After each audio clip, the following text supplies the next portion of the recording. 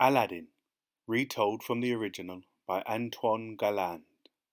Once upon a time, in a city right in the middle of ancient Arabia, lived a boy called Aladdin.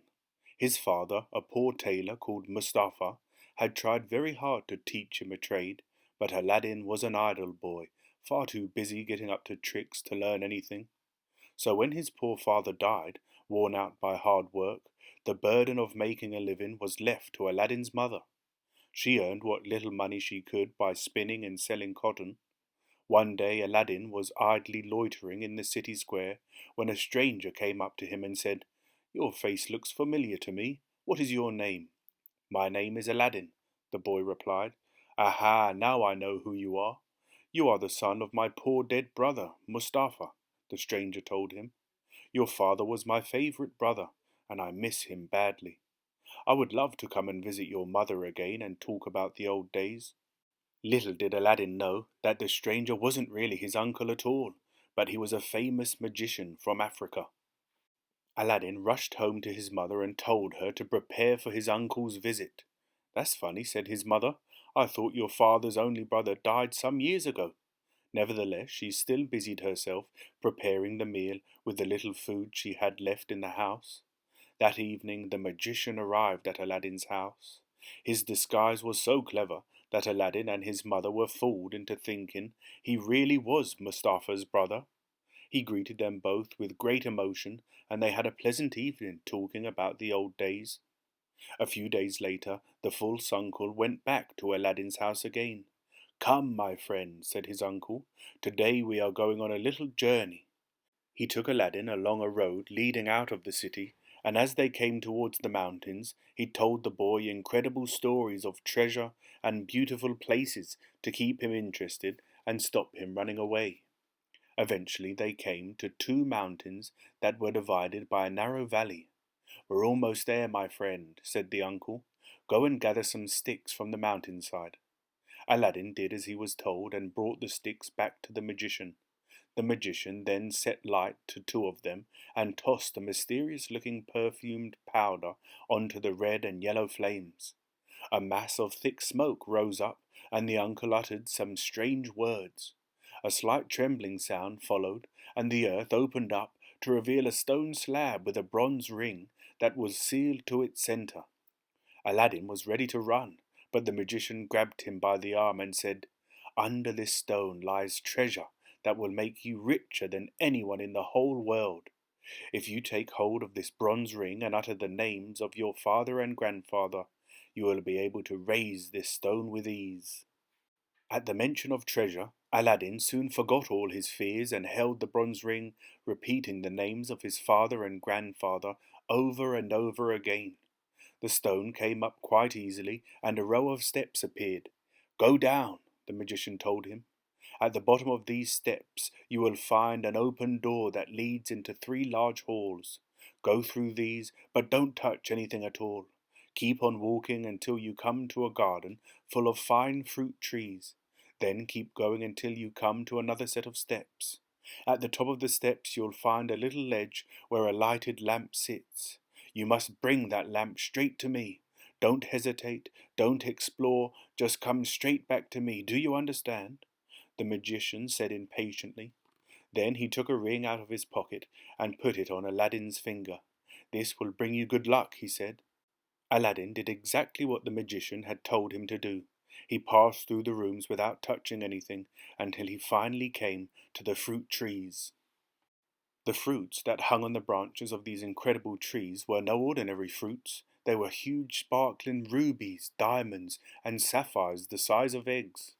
Aladdin picked as many jewels as he could and stuffed them straight into his pockets. When he had all the jewels he could carry and he had found the lamp, he walked back to the entrance of the cave. The magician was waiting for him, but Aladdin kept the lamp tucked tightly in his shirt and wouldn't part with it. "Give that lamp to me," said the magician, stamping his feet on the ground with anger. He had known all along that the magic lamp could make him the most powerful man in the world, and though it was only he who knew where the magic lamp was, he knew he could only receive it from the hand of another. This was why he had picked Aladdin.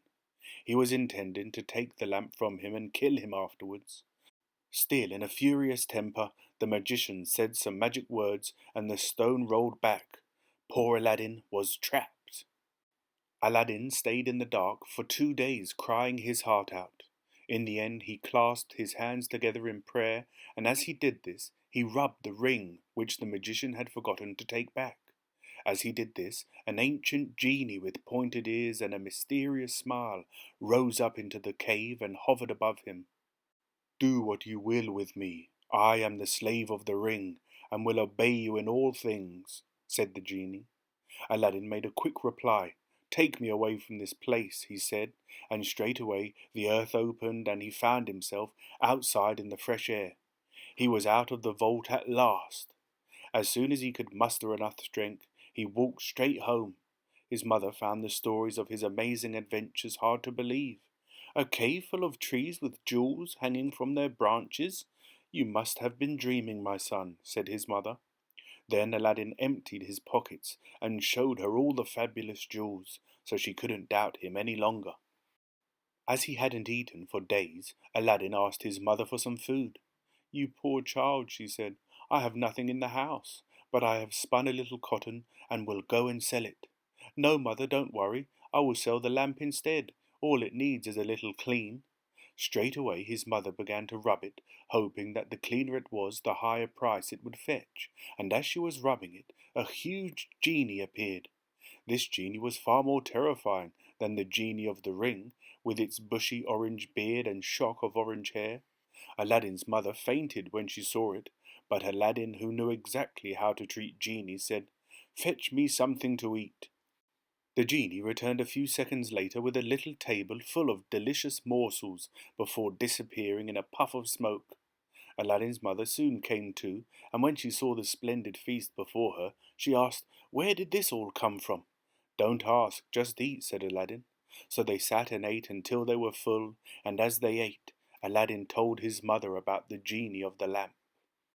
For several years Aladdin and his mother continued to live a quiet life until one day Aladdin heard a proclamation from the Sultan. He declared that everyone was to stay at home and close the shutters while the princess, his daughter, walked out of the palace to her bathing chamber. This made Aladdin very curious, and he was determined to see the princess's face, but this was difficult, as she always wore a veil. He didn't give up easily, and managed to hide himself behind the door of the bathing chamber in the palace gardens. The princess lifted her veil as she went in, and she looked so lovely that Aladdin fell in love with her at first sight. When Aladdin returned to his mother's house, he was so changed that his mother was frightened. He told her that he loved the princess so much that he could not live without her and was going to ask her to marry him. His mother burst out laughing when she heard this, but she still agreed to go to the Sultan and ask him if Aladdin could marry his daughter. She fetched a napkin and put the jewels from the cave in it. She took the napkin to the Sultan in the hope that he'd look at them, but he took no notice of her. She went to his palace every day for a week, and at last, on the 6th day, he asked her what she wanted. "My son Aladdin wants to marry your daughter," she said, and then she laid out the jewels in front of him. "I am impressed," said the Sultan. "If someone doesn't offer me more riches in return for my daughter within the next 3 months, Aladdin can marry my daughter." After 3 months, Aladdin's mother went to the palace to remind Sultan of his promise. But the Sultan saw how poor and ill she looked and said, "I haven't forgotten my promise, but if your son really wants to marry my daughter, he must send me an army full of slaves to attend me at the palace." "How can Aladdin possibly conjure up an army of slaves?" thought his mother. But Aladdin wasn't worried when she told him about the Sultan's request. "Fetch me 80 slaves," Aladdin told the genie of the lamp, and 80 slaves appeared straight away. They were crammed into Aladdin's small house and garden. "March straight to the Sultan's palace," Aladdin commanded, and the army of slaves did exactly that. Crowds gathered on their route to the palace to cheer them on. Aladdin's mother presented them to the Sultan, and the Sultan asked to see Aladdin. But Aladdin summoned the genie again first. He wanted to arrive at the Sultan's palace in style, not as a poor boy dressed in rags. "I demand a horse and an army of slaves," Aladdin told the genie.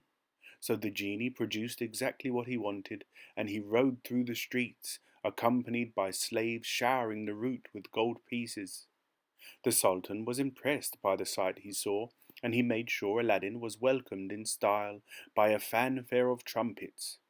"You can marry my daughter today. We have prepared a banquet especially for you," said the Sultan. "If you could wait one more day, your Majesty, I will have time to build a special palace for the princess," said Aladdin.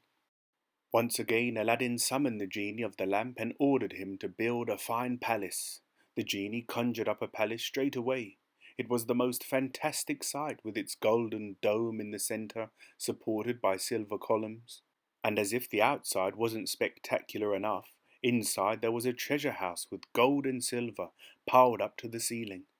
The next morning Aladdin went to look at his palace and saw that his orders had been carried out to the last detail. The genie had even remembered to lay a carpet from this palace to the Sultan's own palace. Aladdin married the princess and lived with her happily for many years, until one day the magician heard that Aladdin was living in a sumptuous palace with a beautiful princess. The magician went to the palace and took with him a dozen copper lamps that looked just like Aladdin's lamp, and stood outside the palace gate shouting, "New lamps for old." The princess heard him shouting these words out and sent one of her slaves to exchange Aladdin's old battered lamp for a brand new shiny lamp, because she didn't realize the value of Aladdin's lamp. The slave went straight to the magician and said, "Give me a new lamp for this one." He snatched Aladdin's lamp and told the slave to choose whichever one she wanted. The magician soon forgot about the other lamps and went to a lonely place near the city gates, where he fetched out the magic lamp and rubbed it. Sure enough, the genie appeared, and the magician gave him a command: "Take me away to a lonely place with the princess." So the genie of the lamp did as he was asked, and the palace with the princess in it was whisked away together with the magician. The next morning the Sultan went to his window to enjoy the view of Aladdin's palace, but the palace had completely gone. "Where has the palace and my lovely daughter gone?" he said. He summoned the chief courtier, who was equally astonished, and declared that Aladdin must be a magician. "Banish Aladdin from the kingdom," said the chief courtier, so the Sultan ordered him out of the kingdom. Because Aladdin had done many kind deeds for the people, there was such an outcry at this declaration that the Sultan gave in and let Aladdin stay after all. "Come and look through my window," the Sultan said. "The palace and my daughter have disappeared. You must find them both for me." Aladdin managed to convince the Sultan that he'd had no part in the trickery. "Give me 40 days and I will find the palace," he said, so the Sultan agreed. For 3 days he wandered from place to place, desperately looking for the palace. In the end he clasped his hands together and said a little prayer, and as he did this he accidentally rubbed the ring that the magician had given to him. The genie who had saved him from the cave appeared again. "What is your command?" said the genie. "I am the slave of the ring and am ready to obey you." Aladdin begged the genie to save his life once again by bringing back the palace and the princess. "That is not within my power," said the genie. "You must call up the slave of the lamp." "Well, if you can't do what I ask," said Aladdin, "perhaps you can take me to the palace and put me down beneath the princess's bedroom." No sooner had Aladdin said this than he found himself outside the palace, somewhere in the middle of Africa. Aladdin ran through the palace looking for the princess, and when he saw her he said, "Tell me where I can find my old lamp."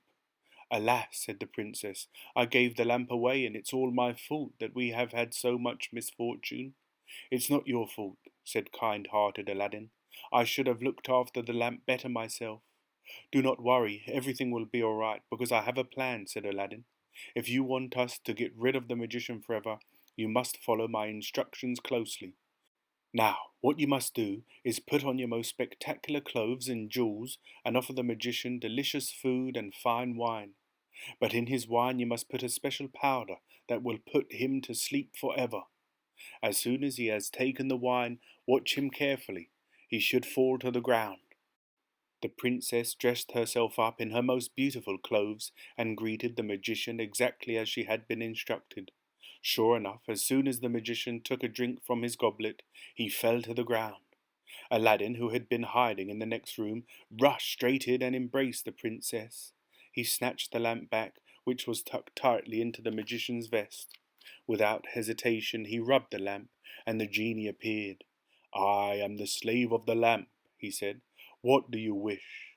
And Aladdin told the genie to transport the palace back to the spot where it originally stood. This the genie did by simply lifting the palace up and flying back to Arabia with it and putting it exactly where it had been before. The Sultan couldn't believe his eyes when he awoke the next morning and saw the palace out of his window.